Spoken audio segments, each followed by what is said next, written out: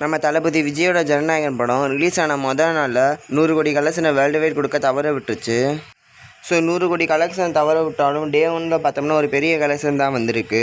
So தமிழ்நாட்டில் இருக்கிற ஃபேமஸான ட்ராக்கர்ஸ் ரிப்போர்ட் படி எவ்வளோ கலெக்ஷன் கொடுத்துருக்குன்னு சொல்லி பார்க்கலாம்.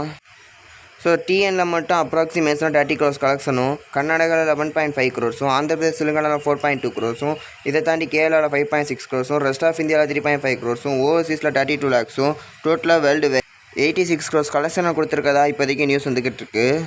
ஸோ இது ஒரு நல்ல ஓப்பனிங் தான். ஆனால் இந்த படம் இருக்கிற பொட்டன்ஷியலுக்கு கண்டிப்பாக டே 1ல் 150 crore கலெக்ஷனை பார்த்தோம்னா இதுக்கு முன்னாடி பொங்கல் அப்போ ரிலீஸ் ஆச்சுல, ஸோ அப்போ ரிலீஸ் ஆயிருந்தால் கண்டிப்பாக தொட்டிருக்கோம். ஆனால் இது ஒரு லீக்கான மூவிக்கு நம்ம இந்தியன் சினிமாலே இதுதான் பார்த்தோம்னா ஒரு நல்ல ஓப்பனிங்னு சொல்லலாம்.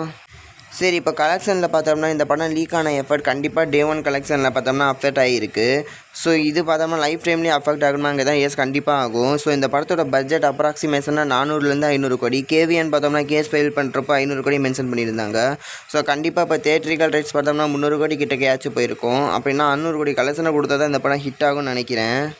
அவ்வளோ பெரிய கலெக்ஷன் வருமானு எனக்கு தெரியல. ஏன்னா மூவி டிஎனை தாண்டி பெருசாக வேறு எங்கேயுமே பெர்ஃபார்மன்ஸ் பண்ண மாதிரி எனக்கு தெரியல. ஸோ வீக் டேஸ் எல்லாம் வந்தால் தான் தெரியும். ஸோ டிஎனை தாண்டி மற்ற இடத்துலலாம் எப்படி பெர்ஃபார்ம் பண்ணிக்கிட்டு இருக்குன்னு. ஸோ ஃபைனலாக இந்த படம் எவ்வளோ கலெக்ஷன் கொடுக்க வாய்ப்பு இருக்குன்னு இந்த டே 1 கலெக்ஷனை வச்சு உங்கள் ஒப்பீனியனை கமெண்ட்டில் சொல்லிட்டு போங்க.